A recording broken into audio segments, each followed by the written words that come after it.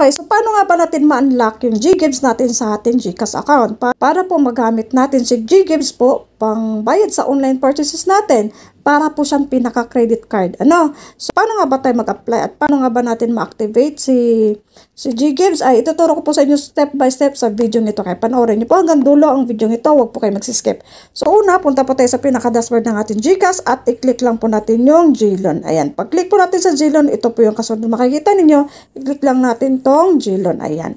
So makikita nyo na kung ito pong una nyo makikita, ibig sabihin po ay hindi pa po tayo qualified or eligible sa GGives. So, continue using GCash account po. Lagi po tayo nagka-cash in, lagi po tayo nagka-cash out. Gamit po natin lagi sa QR.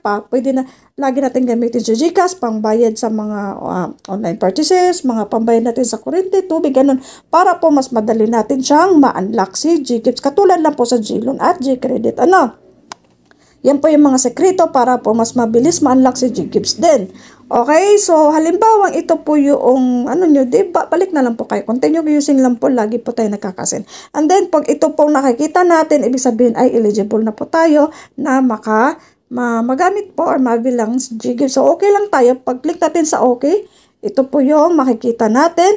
So, ayan, depende po yan. Hindi po pare-pareho ang offer ni GCash sa atin. Depende po yan sa ating GCash account transaction history. Okay, so dito, sa akin, 18,000. Meron naman sa inyo dyan, mas malaki ang offer ni GCash sa inyo. Depende po yun sa pumapasok na pera sa inyo na sa yung GCash. Kung mas malaki yung napasok, baka mas malaki pa dito yung offer.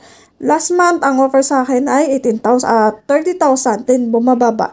Hindi po ibig sabihin na halimbawa ngayon, i-offeran ka ni GCash ng 30,000, susunod na buwan, mag-iiba po yan. Pwedeng bumaba, pwedeng tumaas. So, ganun po. Depende po yan sa flow ng transaction ng GCash account niyo. Okay, so makikita nyo pala dito, merong 6 to 12 months na payable. Then, merong interest dito. Ayan. So, pwede na natin get started. So, pag-click natin sa get started, dito po tayo una mapupunta. So, dito, fill upan nyo lang po yung full name, birthday, ganyan. So, basic lang to about sa yung sarili information. Then, ang kasunod po ay ito po, birthday. Then, kung may makikita kayong mga optional dyan, hindi nyo na kailangan sa Filipino, ganyan, email address. So, kailangan may email address na active email address. Then, source of fund, personal savings, then nature of work, unemployed, pwede employed, depende sa inyo. And then, next na tayo. Okay, so pag next natin siya nga pala sa mga bago lang po naligay sa channel ko, kung nagustuhan niyo yung video ito, kung nakatulong sa inyo, bigyan naman pwedeng maglambing sa inyo dyan, mag-subscribe kayo, mag-like, mag-comment, bahala kayo dyan. Okay, so dito, ang kasunod naman po ay ito yung other personal details. So, lagyan nyo lang ng nickname nyo, kung walang nickname, pangalan yung totoong pangalan niyo din. Ayan, so basic lang to, civil status, yan. So, dito naman, on or business, small business, pwedeng yes, pwedeng no, nasa inyo dyan. Kung may mga optional, pwedeng lagyan nyo, pwedeng hindi rin. Then, ang kasunod naman ay emergency contact. So, dito, emergency contact, mas maganda yung naka-phone book na agad sa cellphone ninyo yung number ni mama, number ni asawa, ni papa, ni kapatid, ganon. So, lalagay nyo dito, number, may nakalagay kasi dito, pangalan, apelyido. So, dapat aware si contact number, si emergency contact number na ina-add nyo sa dito. I-check nyo lang tong may dalawang box dito sa gilid.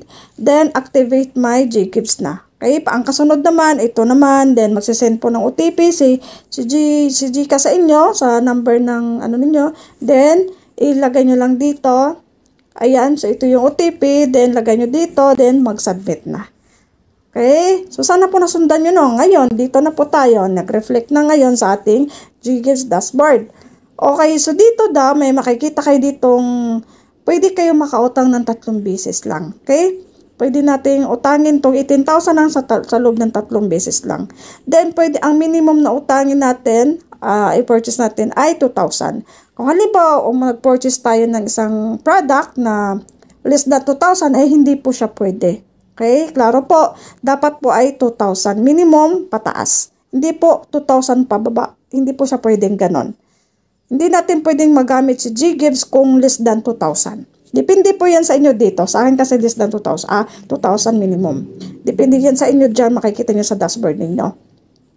So, hanggang dito na lang po. Sana po nakatulong sa inyo. You're welcome.